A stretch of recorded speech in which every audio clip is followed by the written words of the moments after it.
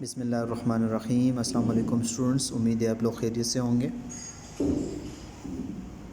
آج والی zoom class جو ہم نے اٹینڈ کی ہے اسلامیات کی، تو اس کی ایک سمری میں آپ کے ساتھ شیئر کرنے جا رہا ہوں، تاکہ جن بچوں نے نیٹ فیسلٹی نہ ہونے کی وجہ سے وہ کلاس اٹینڈ نہیں کیے تو ان کے لیے یہ شارٹ سمری میں آپ کے ساتھ شیئر کر رہا ہوں۔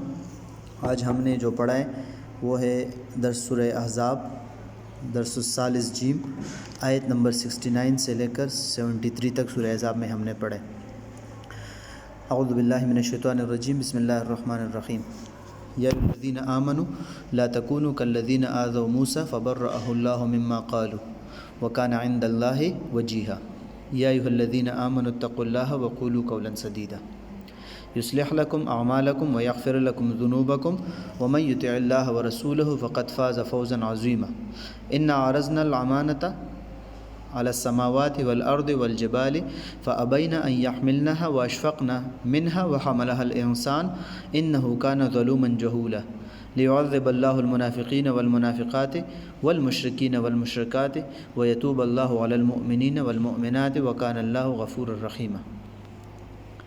یا ایھا الذین آمنوا، اے ایمان والو، لا تکونوا، تم نہ ہو جانا، کالذین، ان لوگوں کی طرح، آذوا موسیٰ، جنہوں نے موسیٰ علیہ السلام کو تکلیف دی تھی، جو موسیٰ علیہ السلام کو تکلیف پہنچایا کرتے۔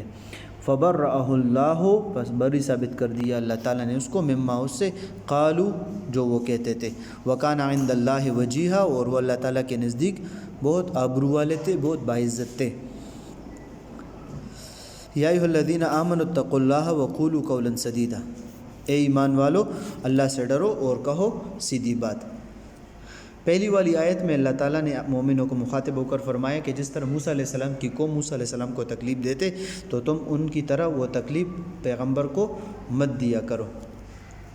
مشرکین اور منافقین کو یہ تنبیہ ہے کہ یہ تکلیف دے رہے ہیں، لہٰذا یہ نہ دے، اور مومنوں کو بھی فرمایا کہ تم یہ تکلیفیں آپ صلی اللہ علیہ وسلم کو مت دیا کرے۔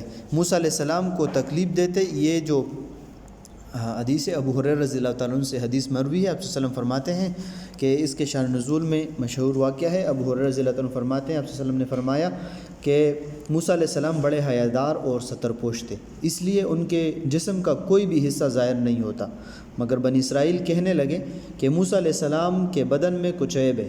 اب اللہ تعالیٰ نے ان کو اس عیب سے بری کرنا چاہا، اس لیے ایسا ہوا کہ ایک دن جب موسیٰ علیہ السلام تنہا تھے تو وہ غسل کرنے لگے اور اپنے کپڑے اتار کر ایک پتھر پر رکھ دیے۔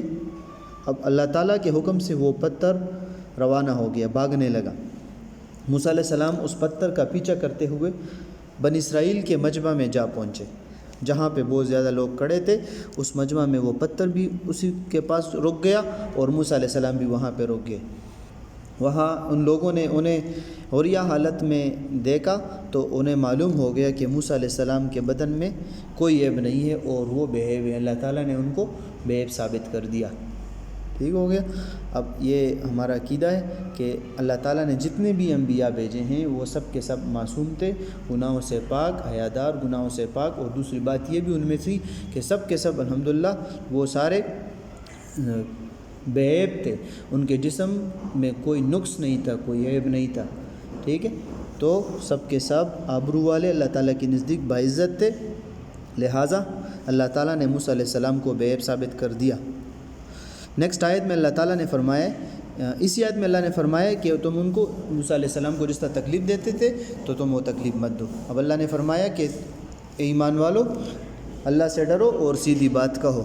اب اس کا نتیجہ کیا ہوگا کہ یصلح لکم اعمالکم ویغفر لکم ذنوبکم، تمہارے اعمال درست کر دے گا اور تمہارے گناہوں کو معاف کر دے گا، اور جو بھی اللہ اور اس کے رسول کی اطاعت کرے تو وہ اس نے بڑی کامیابی حاصل کر لی، یا وہ بڑی کامیابی حاصل کرے گا۔ پھر اللہ نے فرمایا کہ ہم نے اپنی امانت کو، انا عرضنا الامانۃ، ہم نے اپنی امانت کو آسمانوں کے سامنے، پہاڑوں کے، اسی طرح زمین کے سامنے پیش کر دی، انہوں نے اس کو اٹھانے سے انکار کر دیا اور وہ اس سے ڈر گئے، اور انسان نے اس کو اٹھا لیا۔ انسان بڑا ظالم اور جاہل ہے۔ اللہ تعالیٰ نے یہ امانت پیش کر دی کہ میرے احکامات کے مکلف کون ہوں گے، تو انسان نے اس کو اٹھا لیا۔ اب یہ کیوں؟